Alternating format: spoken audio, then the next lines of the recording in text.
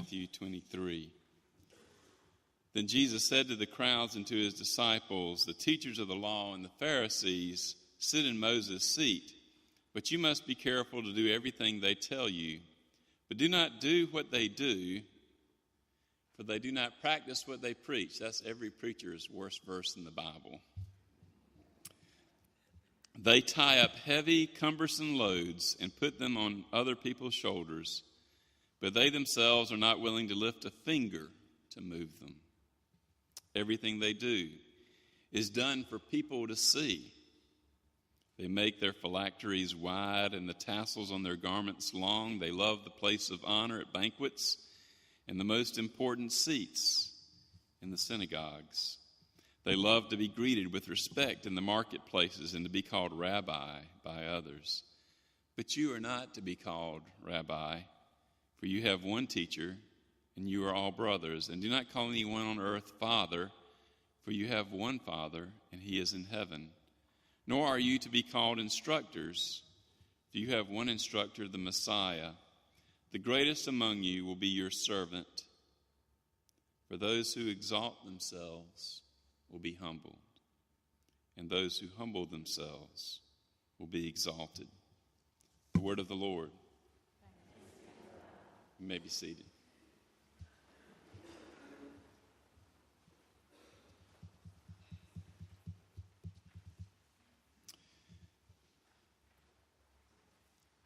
Kay and I were having dinner with a couple that we had just met, and we knew they didn't go to church, and we knew that they openly said they were not believers, and we were trying to be nice to them. I think they were trying to be nice to us.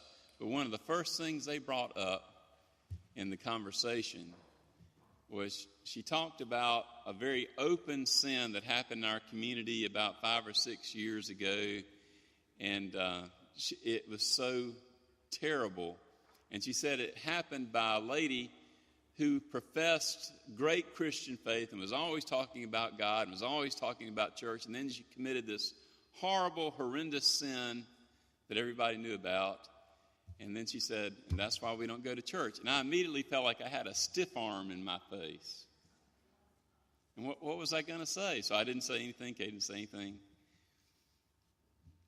What do you say when people say, "I don't come to church because there are too many hypocrites in the church"? Somebody told me after the 8:30 service, my mother said, "Why don't you come on and join us? There's always room for one more." You know, there's some truth in that.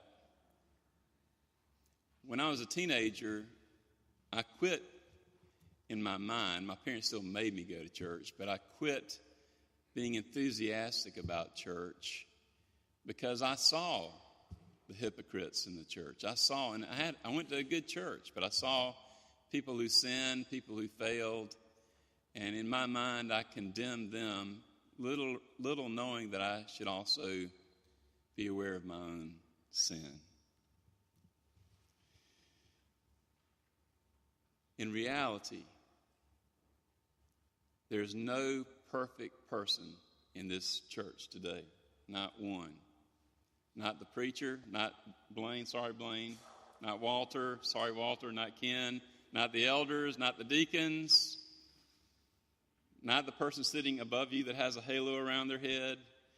Nobody here is perfect. We all are sinners and stand in need of God's great grace.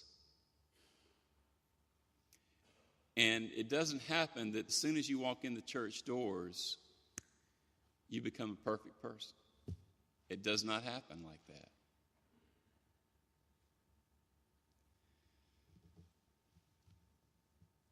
Do you know a single politician? Can you name one politician who has not promised more than they could actually deliver, who actually has kept all their promises all the way along? No. You see lots of politicians pointing at the other politician, talking about how they're the hypocrites, and no, you're the hypocrite. It's often when we're pointing out hypocrisy in another person that we become hypocrites ourselves. Parents, when you're teaching your teenagers to drive, Do you tell them to do things that you have done? You don't go above the speed limit. I've never gone above the speed limit in my life, right? Don't text while you drive. Yeah, I saw you text while you drive, Mama. Oh, that was a mistake. Don't do that anymore. And children, do not think, and this is the problem when children are developing their morals, they think those adults are so hypocritical. And children and teenagers forget they're sinners too. Have you ever not told your parents the whole truth? We all stand in need of God's grace. There's not a one of us who deserves to get to heaven or even to be in church.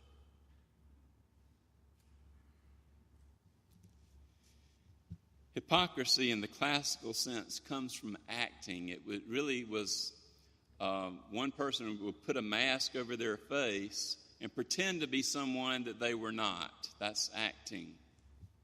That was hypocrisy.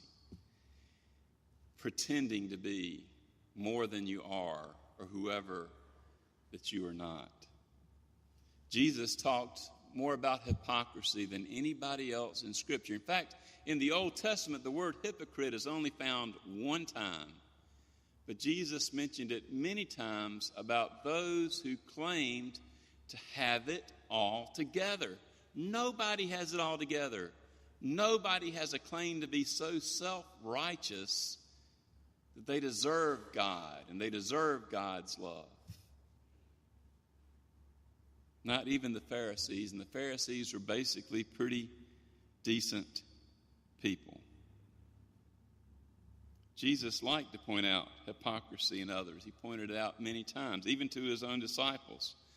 Peter said, you remember this? Peter said, the world may run away from you and deny you, but I will never deny you, Lord. I will never sin against you, God. I love you so much. And Peter looked right at him and rebuked him for his hypocrisy and said, before the cock crows 3 times, before the cock crows, you will deny me 3 times. The leaders of the church, Peter was a hypocrite. And later on, even after he had preached the Sermon of Pentecost, Peter failed again, Paul pointed out. Paul was a hypocrite. I mean, he didn't deserve to preach the gospel. He arrested Christians and took part in the stoning of Stephen. He said some pretty harsh things sometimes.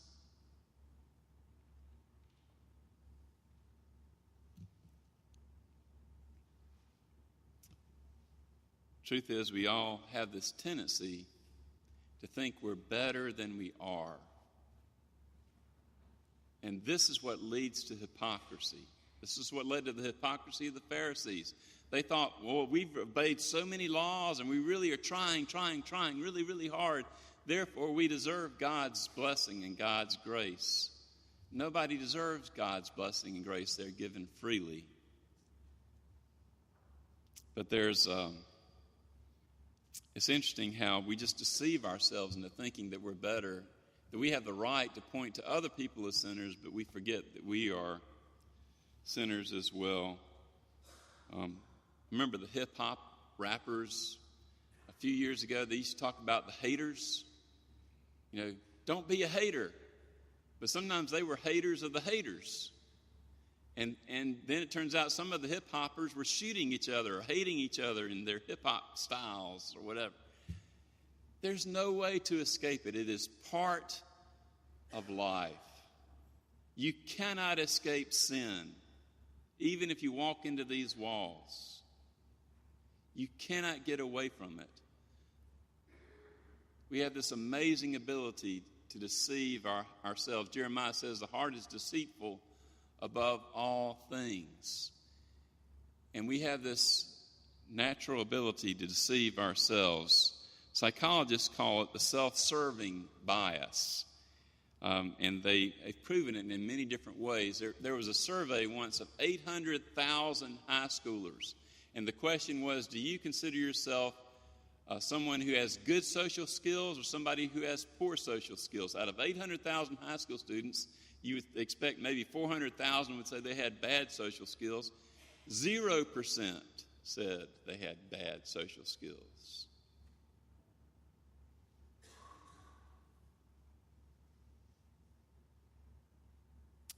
The majority of people in hospitals who were there because they're in a car wreck, when they were interviewed in this national survey, after they had a car wreck and were in the hospital, do you think you're an above-average driver? Yes, I'm an above-average driver. But they all ended up in the hospital because they had a car wreck. Self-deception.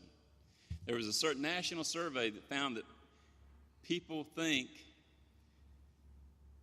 that they look 5 years younger than everybody else their age. The vast majority, 80%. I look 5 years younger than everybody else my age. Self-serving bias. And they also said we feel 10 years younger than people our age. We fool ourselves. No wonder there's hypocrisy.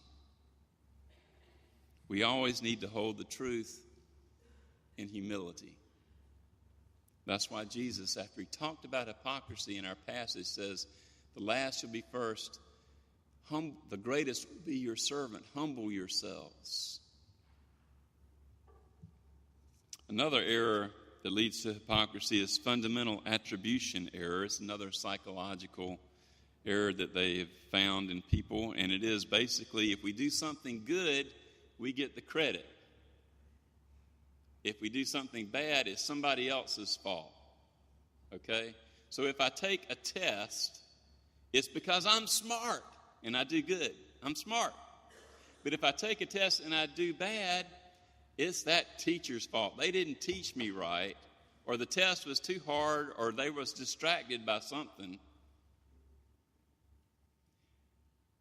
I'm not even going to talk about parents and grandparents who think that their little child is an angel who deserves A++++ all of the time. We think we deserve the best because we're pretty good people, and we deceive ourselves, just like the Pharisees. The Pharisees said, I have it all together. They didn't really need God's grace. They didn't really need God's help. They could do it themselves. We need help. All of us fail. We need help. We need God's grace. We need the cross of Christ. That's what Martin Luther was saying 500 years ago. The church at the time was just like the Pharisees' church. They were saying, well, you can have forgiveness of sins if you do penance. You can have forgiveness of sins if you pay indulgences and pay so much money to build up St. Peter's, you can have forgiveness of sins. You can find forgiveness by doing it yourself. So why do you need Jesus on the cross to pay for your sins? And there are a lot of people today who think, I'm so smart, I don't really need God.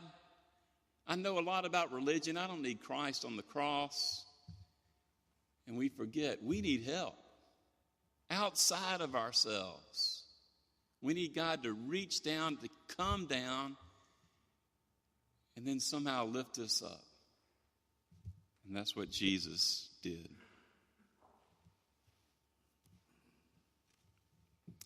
The Pharisees lived for how things looked. And Jesus pointed that out too. They wanted to look good. And that perhaps was some of the fuel that motivated their hypocrisy. Hypocrisy is you're two-faced. You want to look good on the one hand, but you know you're not good on the other hand, so you kind of hide that bad part. So they would hide it by all these rules, all these robes, all these titles. We do the same thing today. We pretend that our faith is the most important thing, and then we want to look good. We want to look good. We want to look better to the people on the outside. So we value other things more than our faith, our car, our clothes, that we're pretty or we're handsome or we're smart, or we have these titles like doctors or professors or reverend or whatever to make us look good. It's not the kind of robe you put on or how you look that makes you deserve God's blessing. We are to humble ourselves. This is the key. It's the key to becoming a Christian. You have to bend your head. You have to bend the knee. You have to humble yourself before God and say, Lord, I don't deserve you. Take me as I am and make me a better person. And the good news is that. The good news is not you can try to be a better Christian. That's not good news, because you're going to fail. It's not that you're climbing a ladder and you're climbing the ladder to heaven, you're going to fall. The good news is Christ helps you back up and lifts you up into his presence. That's the grace of God. The grace of God is we're all sinners, but there's hope. The grace of God is we all mess up even after we believe, but there's hope. And it's found in the only perfect person, the only non-hypocrite, the only one who had a right to call anybody hypocrites. That's Jesus Christ. I invite you to him, to seek his integrity, his purity, and his hope. Amen.